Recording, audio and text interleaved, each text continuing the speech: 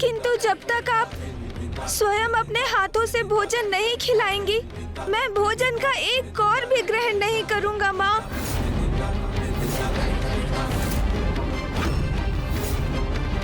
आप सुन रही है ना माँ? मैं बहुत भूखा हूँ, मैं बहुत भूखा हूँ, मैं बहुत भूखा हूँ। ये अचानक प्रभु को क्या हो गया? उनका इतना उदास स्वर तो मैंने कभी नहीं सुना। आप सुन रही है ना माँ? मैं बहुत भूखा हूँ। पुत्र गणेश, मेरा पुत्र पुकार रहा है मुझे। मेरा पुत्र भूखा है और अब तो उसने ये हट भी कर लिया। भोजन करेगा तो मेरे हाथों से। पुत्र,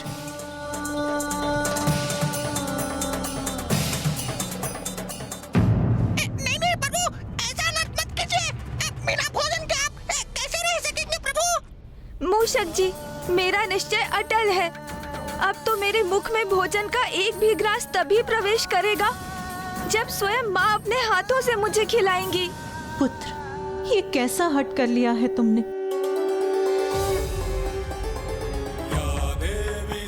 योगिनियों,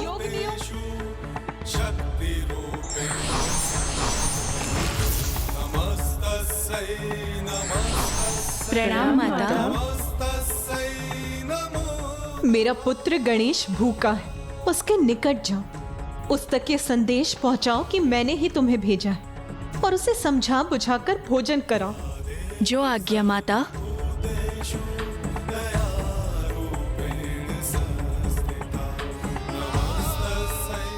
पुत्र गणेश, अपना ये हट त्याग कर भोजन अवश्य करना तुम पुत्र।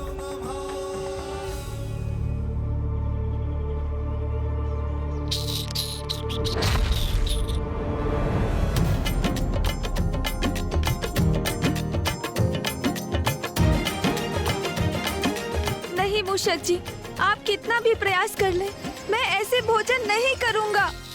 चाहे कुछ भी हो जाए, किंतु आज मैं तनिक भी लालच में नहीं आऊंगा। भोजन तो माँ के हाथों से ही करूंगा मैं।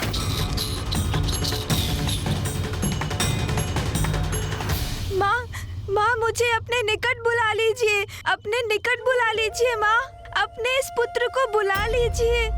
पुत्र गणेश, मुझे इस प्रकार पुकार कर विवश मत करो। पुत्र गणेश,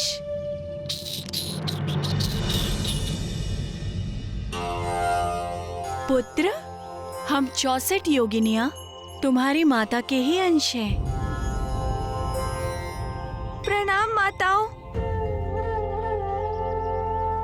पुत्र, तुम्हारी माता तुम्हें लेकर बहुत चिंतित हैं। तुमने भोजन जो नहीं किया है, इसलिए उन्होंने हमें आदेश दिया है कि हम यहाँ आकर तुम्हें भोजन कराएं। अब प्रभु कुछ भोजन करेंगे तो मेरे भी उधर में कुछ जाएगा।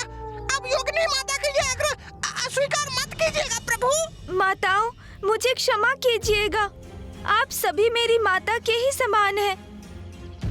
किंतु जब तक मैं स्वयं अपनी माता से भेंट नहीं करूंगा, भोजन तो मैं कदापि नहीं करूंगा। आप यहाँ माता के आदेश से आई है ना? तो इसका अर्थ है आपको ज्ञात है कि वो कहाँ है। और ये मेरा दृढ़ निश्चय है कि भोजन तो मैं उनके हाथों से ही प्राप्त करूंगा। इसलिए मुझे भोजन कराने के उनके आदेश का पालन करने हेतु आप सभी से मेरी प्रार्थना है कि आप मुझे उन तक ले चलिए। उचित है पुत्र, चलो हमारे साथ। अरे वाह प्रभु, आपकी युक्ति कार्य कर गई।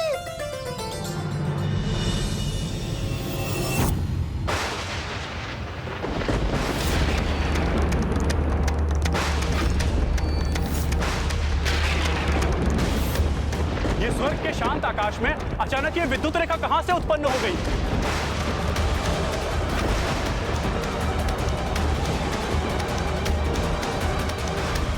ये क्या हो रहा है? ये तो स्वर्ग पर किसी शत्रु का आगमन प्रतीत होता है।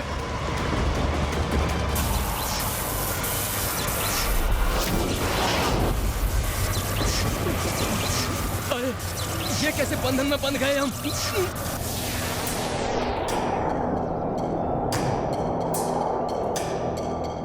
अपने हट से आपको विवश करने के लिए मुझे क्षमा कर दीजिए माँ, किंतु इसके दो कारण है माँ।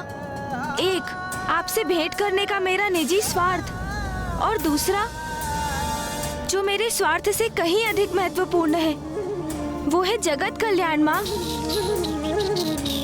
क्योंकि मुझे ये आभास हो रहा है कि असुरों की अगली चाल बहुत भयंकर होगी। उन्हें रोकना अति आवश्यक है माँ।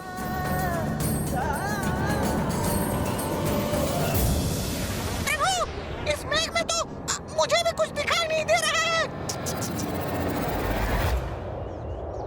मूषक जी, दिखाई तो मुझे भी कुछ नहीं दे रहा, किंतु ये योगिनी माताएं हमारा मार्गदर्शन कर रही है ना, तो चिंता किस बात की।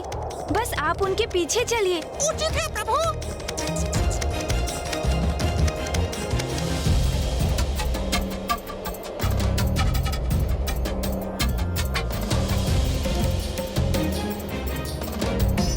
अरे, अब तो सब स्पष्ट दिखाई देने लगा।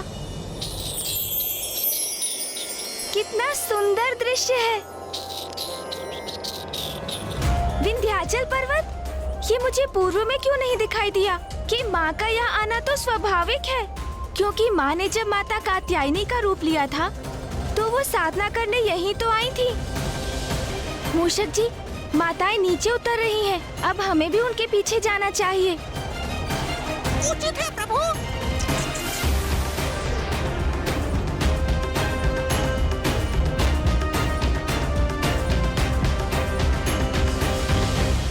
माँ, अब शीघ्र ही आपके दर्शन प्राप्त होंगे मुझे।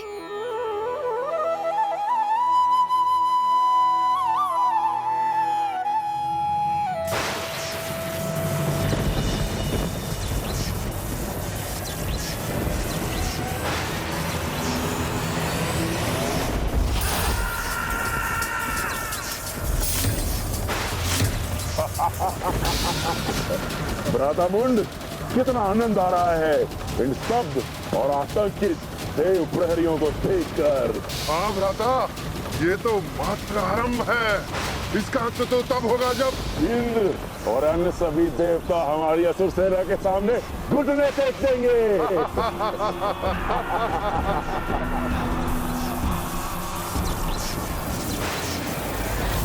लो पुत्र गणेश, हम तुम्हें तुम्हारी माता के समीप ले आए। अब तुम उन्हीं के हाथों से भोजन करना। चलो आओ पुत्र। मूषक जी, भैया माँ को दक्षिण दिशा में ढूंढ रहे हैं। आप उनके पास जाइए और उन्हें बताइए कि माँ यहाँ है और उनको यहाँ लेकर आइए। उचित है प्रभु। जाइए आप मूषक जी, शीघ्र जाइए। चलिए माताओं।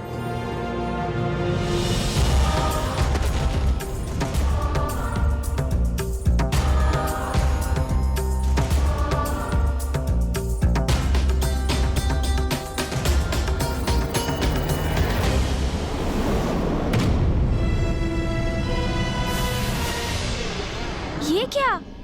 ये तो जैसे योगिनी माता इस पार से उस पार चले गई। ओह, प्रतीत होता है यहाँ ये अदृश्य द्वार है। माँ अवश्य उसकी दूसरी ओर होंगी, अर्थात बस कुछ ही क्षणों में मैं माँ के निकट पहुँच जाऊंगा।